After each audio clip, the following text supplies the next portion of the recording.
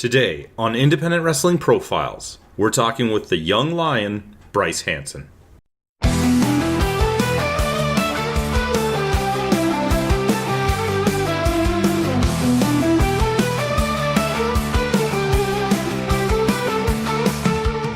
So what is kind of like the earliest memory that you have of interacting with wrestling in some capacity, watching it, experiencing it, hearing about it?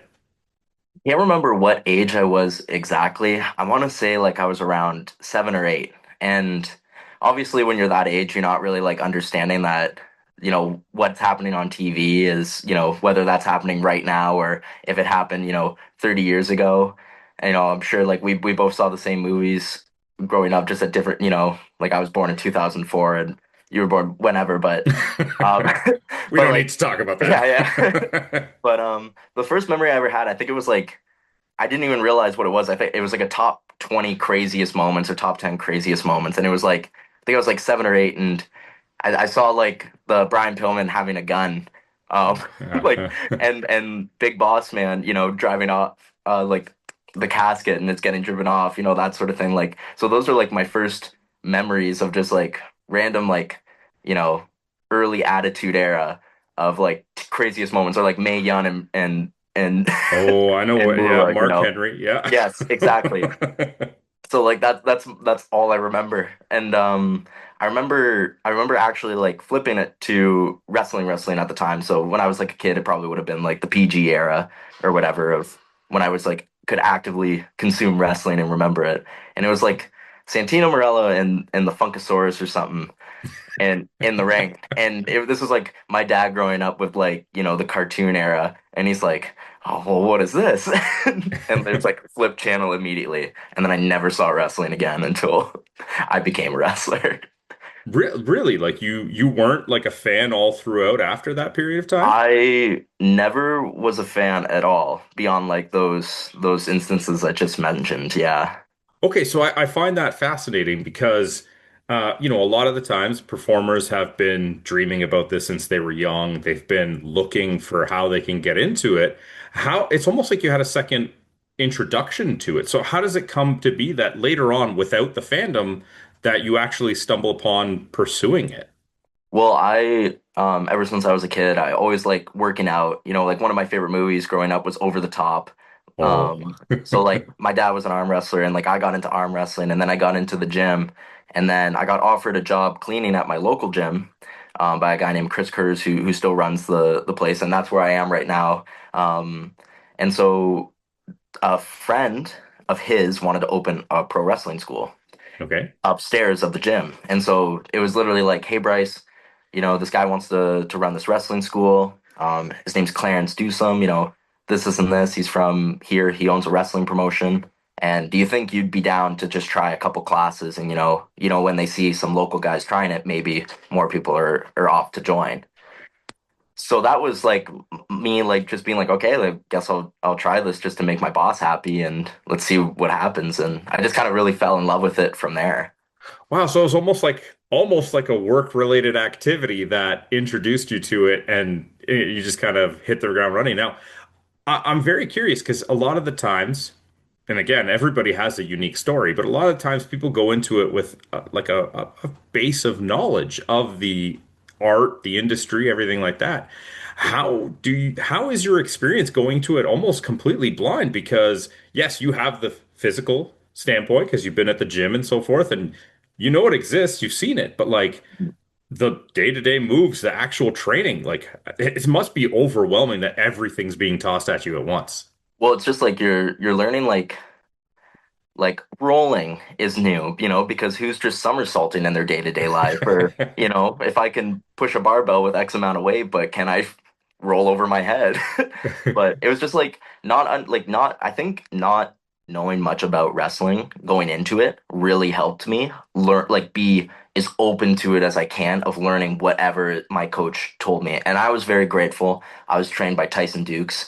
And so meeting Tyson, and I'm sure you remember like Tyson and I have a same stature, same kind of build. So I could relate to him and being like, wow, this guy's like fit and he does all this cool stuff. And, wrestling is just so much more than punch, kick, good guy, bad guy. Like there's these so many niche little nuances that you can learn about and be taught. And I just really gravitated towards it and the physicality and the performance of it. Yeah.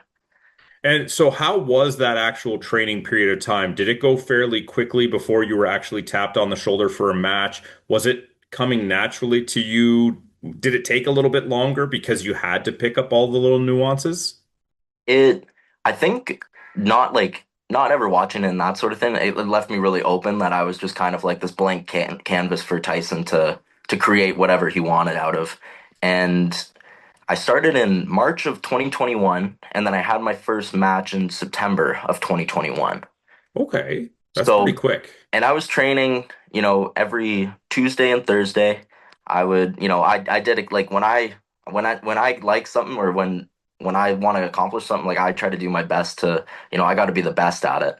So, I was grateful that the ring was set up every single day. So if I worked out every day after school, so I'd walk, 30 minutes from the high school across town to the gym and, fob in, workout, and then I would either do class or fob in, workout, and then go and do whatever we had just learned that night before in the ring. All right, so take me through the first match experience. You're going through this all, you're picking it up, you're doing all of the things that, and I can see it. Like I can see the stature, but not just the stature, the wrestling style. You and Tyson have very similar technical styles, a little bit more of a bruiser, but also like can move in the ring. But talk to me about like getting the notice that you're having your first match, kind of like your thoughts and reactions to it, and also just maybe some of the feedback once it was done, how it went. hmm So going like when I was told that I'm gonna have my first match, the first thing I could really think of was like, oh, it's on. And now I'm literally gonna be in the public eye in my underwear at 17, 18 years old. And I was like, well, this is gonna happen and it's either gonna be really good and I'm gonna have a great experience, or this can be really bad and I never show my face again.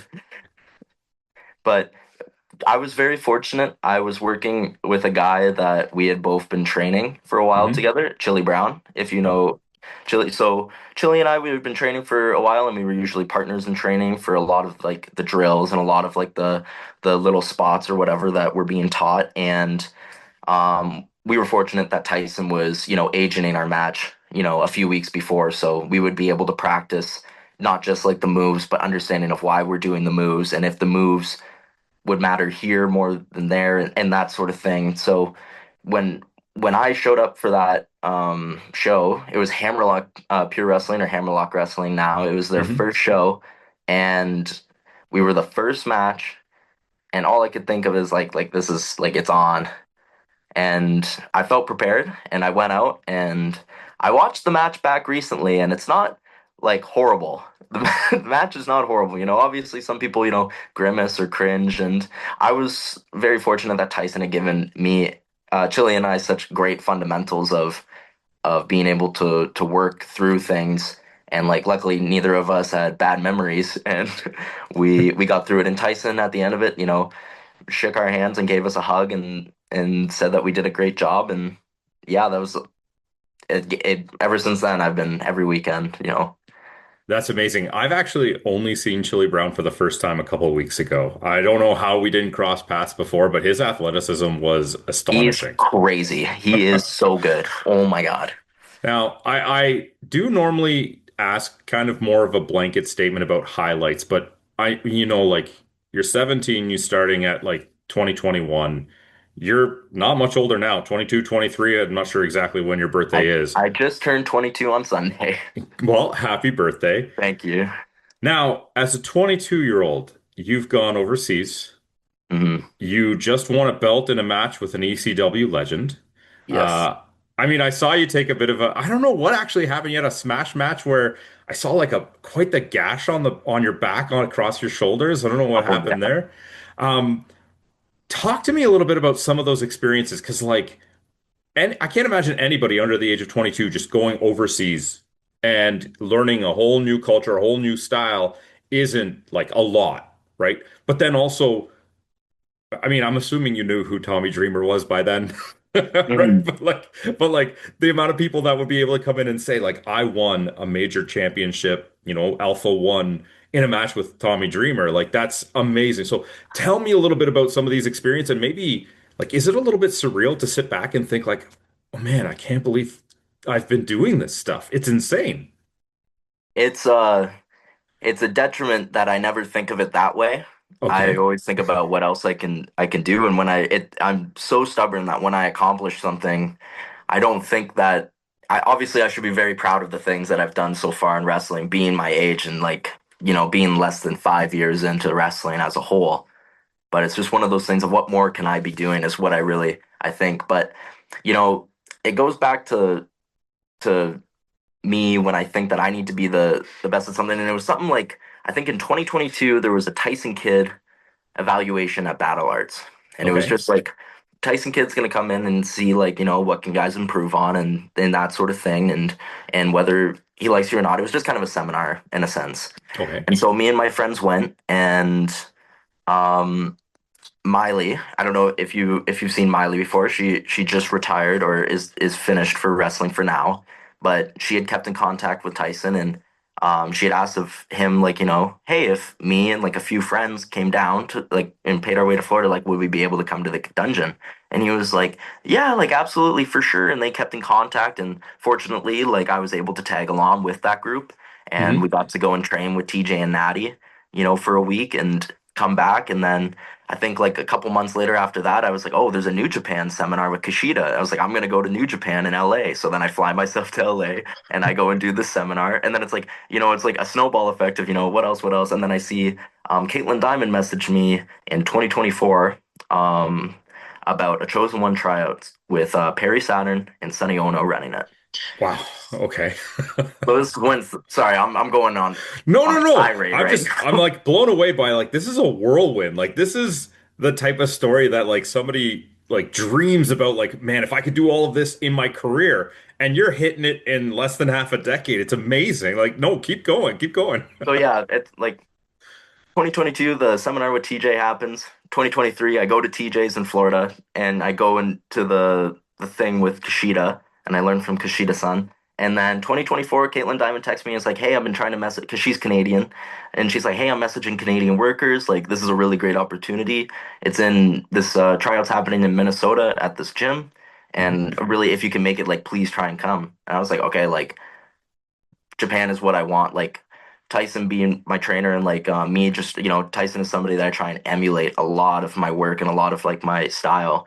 So him being like a big Japan guy and like me now being in like being consumed by Pro Wrestling Noah and All Japan and New Japan Wrestling, I was like, okay, well, like this is if I want to go to Japan, I better go to this tryout. That's the only thing saying like if you win this, you can go to Japan. so, so I was like, but how am I going to get to Minnesota where the tryout was? And I was like, I don't think mom is going to want me to borrow her car and drive, 16 hours to Minnesota, to Minneapolis or St. Paul's or whatever. But and then I text the owner of the gym that invited me to the training sessions for pro wrestling, and he goes, "Do you want to make a weekend out of it?" And I'm like, "Done." So we drive through the night to Minnesota. We go to this hotel like the night before we get there. We slept in this. He drives like this cube van, so we slept in a cube van in Detroit, Oh man. and it was awesome. Don't get me wrong. This is what makes it awesome. Get into the hotel. We're in room 619. I'm like, this is Oh, fate. come on. And the next day, I show up at 9 a.m. and we like it was like a full experience of like setting up the ring and like doing like just a bunch of like cardio drills and wrestling um and I'm talking to Sonny Ono and Perry Saturn, and like Perry Saturn, it's so great that he's gotten over. Like, I don't know if you're familiar, like with all like his past drug addictions and like a lot of like his struggles, but he's doing so good now. So just Hmm. getting to like interact with Perry as a human and him like compliment my work and then tell me that that we're similar and like Sonny saying that I work like, obviously like a bad name because of obvious reasons, but like Sonny and Perry relating me to like Chris Hmm. Benoit, and I mean, obviously Chris Benoit's name, but the in-ring work can't be like disputed. Like, and art from the artist, right? yeah, yeah, Obviously with a grain of salt, compare like with everything, but just getting to do that, and then they set aside and they're like, could you go to Japan for however long? And I was like, I would quit my job right now if I can do this. So Uh, you struggled to get to Minnesota, but now you're just like, all right, let's go I across the will put pond. myself in crippling debt, Sonny Ono. You, so I was like, I can do however long. Do you need any notice? Nope. I was like, and I'm working like, I was working as a car detailer to make ends meet, and then I was working as a server, and I was like, I can do whatever. I was like, just let me know. So at the end of it, they're like, all right, number whatever, and they go Bryce, and I just stand up, and I'm like, oh, like this is happening, and then another guy named Null, who we both went over to Japan at the same time. So we had both won the tryout, and it was like, all right, well, this is going to be a great drive. 16 out. This drive home's going to suck, but it could be a Yeah. lot worse if I didn't win it. Yeah. And I was just fortunate enough to like be afforded the opportunities, not just by Caitlin Diamond and like Sunny Ono and Perry Saturn who hosted the tryout, but like that owner of the gym, Chris Kurz, for like having a vehicle that me and him could drive to it. And like my parents for not thinking that I'm, taking crazy pills and I mean, but like yeah, this sounds so storybook. Like everything is just falling into place, like almost perfectly. I So tell me about going overseas, because like I'm always curious about like such cultural differences. How how much were you kind of thrown off by the difference in style from here in Japan? And I'm not sure if you had a chance to do a number of matches down there as well, or was it mostly the training? I was very fortunate. I got to do both. So Okay. I was a part of the young boy training, but instead of like the full like squats, everything, I would do like a lot of like they would do an ab workout and like a general like warm up and then like push-ups and then like in-ring work and like different rolls and stuff. And then when they got to the squats, they would just be like Hansen son sit out. So and like I was very fortunate that about halfway through my 2 months there, they had a new group of young boys. And let me tell you, it is terrifying watching them train sometimes. And it's just like because they're so stoic, a lot of Japanese people, and it's like, it's like you got to earn everything that you're given. Mhm. So when, this guy's first day here and they're making him do like, 5 minutes of neck bridging and he his ears start bleeding, his nose is bleeding and his eyes are bleeding and he passes out and and they're just kind of standing over him. And I'm like the only sensible person that's like, okay, well let me get him a Kleenex and a cup of Yeah. water and make sure this guy isn't, dead. And But the discipline to keep doing it, even yeah, in the face of passing out, like it seems so, I don't want to say it like sounds too negative, but so rigid, right? Like there isn't a lot of flexibility that like you do what you're told kind of thing. But how did you come out of it? Like, do you find that it really kind of opened your eyes to how you even train back here now? it it does. Um but I do believe like to a certain extent that like having not like a barbaric training style or rigid training principle is quite necessary as much as like knowing the fundamentals and being in shape so that you aren't going to be the person that passes out or shows like that weakness, because that was a big thing that when I did the New Japan seminar, that when Tyson was helping me train for it, he was telling me don't show weakness. And that is a big thing over there of, no facial showing that you're tired, not hunched over, out of breath, Hmm. Hmm. standing as uniform as you possibly can, like a soldier. And that's just something that I like to carry with me, whether that's training in the gym or training in the ring. Like I never want to be the worst in shape for it. And that's something that I've carried on since then. So back here, you're also a trainer now at the very seasoned veteran age of 22. Well, yeah. Yeah, that was I'm very fortunate to be in that position at off the ropes. Hmm. Um, I still don't like considering myself a trainer per se, as much so somebody that's just like, you know, either traveling currently that I'm able to bring back the things that I'm learning from proper trainers, Hmm. or a person that, can just lead a fundamental class. Hmm. Hmm. Well, And and I'm I, ve- I, I was going to ask you about your training style because you are able to bring so many different experiences and styles. And even if your training style is just being a middleman catalyst for all the other information you're pulling in, like kind of what is your approach when you are, whether you want to call it training or seminars or just leading, like what is your approach to that?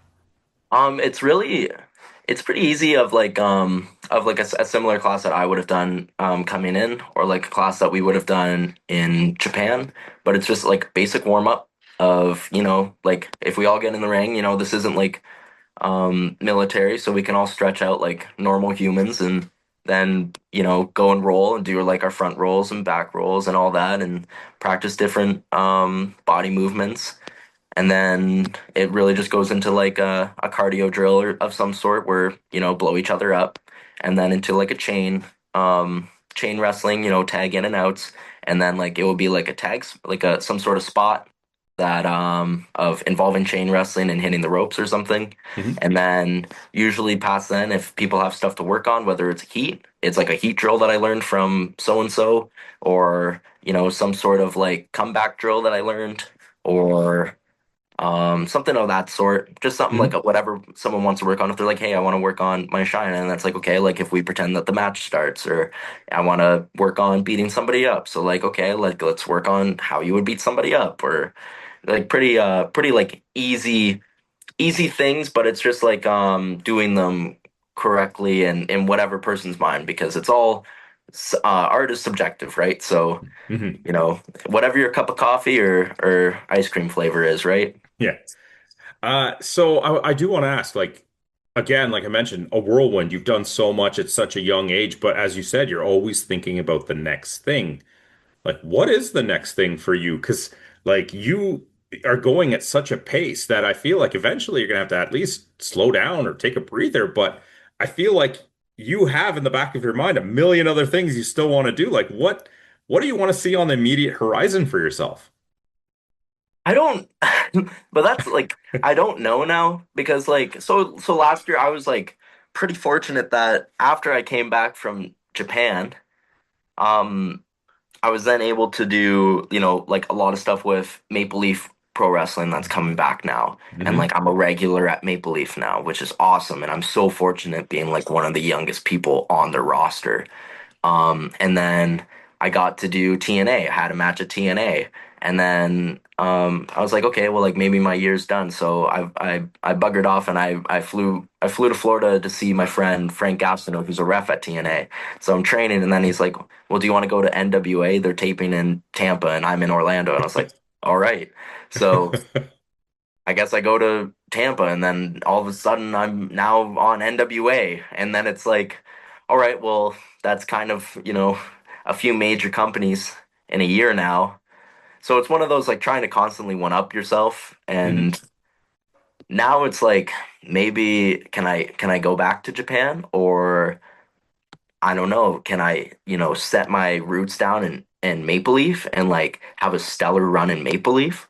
Like I'm quite fortunate that I've opened so many bridges, Hmm. and networked with so many people at a young age, that I've set such a groundwork, in my opinion, to be kind of so like I can't do whatever. Like I'm not gonna say that I can sit here and be like, well, if I wanted to be on NXT next Tuesday, like that's Yeah. not something that I think is possible. But like obviously, if I just got to find the next thing that I truly want and go from there. I love Yeah, it. I love it. It feels like a mentality of just like be open to any opportunity, and then that way you come back, kind of don't even know what you're going to have until it comes up, which is just phenomenal. So I do want to ask about the origin of the Golden Lion. young Can you tell? lion. Or Sorry. You know what? I did call it even the golden line earlier. I am so sorry. It is Uh, okay. I mean, I wouldn't be surprised if you were a golden lion either. But can you talk to me a little bit about the young lion moniker and where it came from? Well, so the bane of my existence is gimmicks. I'm not a gimmicky person. Which is Um, also very similar to Tyson Dukes. yeah, but so it's like, something like I can't be the wrestling machine or like textbook because it's too on the nose of like past people or whatever. So I was like, well, could I be the online? And I was like, well, maybe. It's like one of those things, it's a saying of like if you tell a lie and you tell it big enough, people are gonna start believing in it. Okay. And I was like, well, maybe if I call the online, people are gonna think I'm like some real wrestler type. And I was like, okay, well, I'm gonna start saying it, and if people think it's dumb, then I'm gonna go home with my tail tucked between my legs and just be Bryce Hansen like I have been for the past year. And if people are like, "Oh, well, that's kind of cool," well, then I guess I'll stick with it. And that's kind of how the moniker came from. A lot of it could be taken from I was obsessing over like the Young Lions program in New Japan, and so I was like, okay, well, I'm young, and I have all like I'm starting to gather like this background of like wanting to be this, and I was like, well, as if I just called myself that, and and that's how it came to be, Oh. and then that was the gimmick. And the gimmick is me. Well, I mean, honestly, the first time I heard it, and I did hear young, right? I even made the like thumbnail for this. I just my brain is gone. But for some reason it even made me gravitate to your hair. Like this physical stature with the mane of flowing hair. I was like, it fits. I don't know why, but it works. That's not even the first time I've heard it. Like people think that I'm referring to my mullet, and then people are calling me Mullet Man, and it's like, I wouldn't do that, but well, thank you, thank you. so I got to do the cliche question that I ask almost all the time, and I understand it is wrestling interview 101, but who is the dream opponent that you haven't been able to lock up with? You don't have to justify it, doesn't have to be a storyline, just magic contract. You can put your name on the dotted line to face anybody that's lacing up their boots today. Who would it be and why? Oh, that is so hard. It is, yeah. Oh, I've wrestled so many people that I've never thought I'd ever wrestle or be in a ring with already. Um, because before, like my dream match would be like with Masato Tanaka, and then I've gotten to wrestle with Masato Tanaka, and then like getting to wrestle with Marufuji, and I tagged with Marufuji in an 8-man in Osaka last year, and it's like, nah, I'm really starting to. ah, I don't, I don't know. No. I want to wrestle so many people, um, that I can't just pick one. Oh, maybe, as soon as he comes back from um injury, I if I got the opportunity to wrestle Josh Alexander, I Oh. think that would be made. I don't know why, but I've always pictured you facing Drew McIntyre. I Really? feel, I don't know why. I think that just like, it feels like almost like a light and dark side. I mean, I don't know. I mean, I don't know why we get these things, but like that just kind of seems like somebody that I would, if I was dream booking, I feel like I would put you two together. Mhm. Um, so one thing I like to ask everybody before we sign out is just for one piece of advice. And I'm sure you have plenty, but if you could go back and talk to a younger version of yourself when you were just starting out, or somebody comes up to you at a show, young kid, and is like, "Hey, I want to like get into this." What's the one piece of advice you would tell them just to kind of get them started on their journey? There's like, oh man, now this is even harder to name one piece of advice. Um,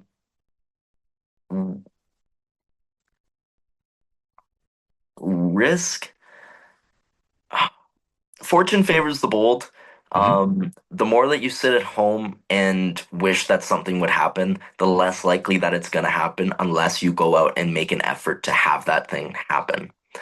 Every opportunity that I've been afforded in wrestling, not only has it been due to like an incredible support system of people that I've met, it has been a lot to do with my stubbornness and me being bold in the assumption that it's going to work out for me. I undoubtedly believe constantly that things will work out, and regardless of win or loss, the opportunity to experience is above all else at the utmost importance, is what I feel.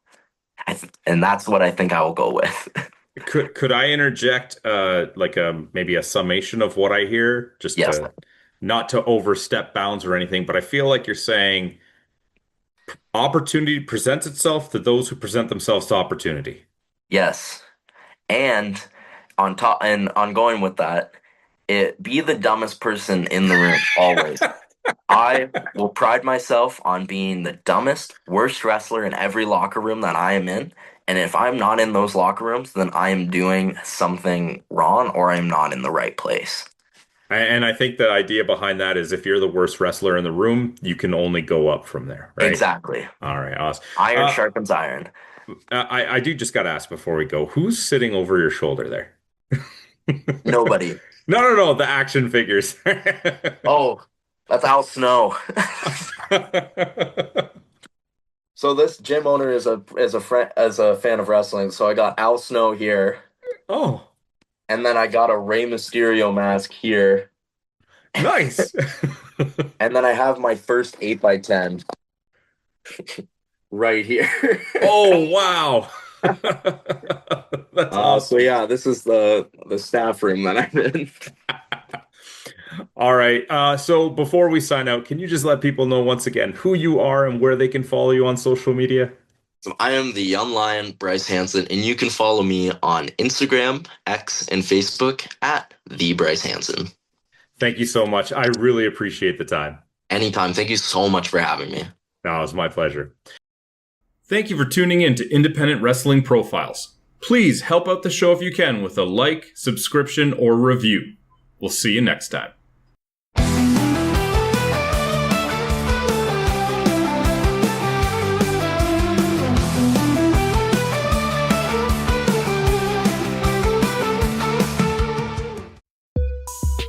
This program is a proud part of the Swear to Pod Network.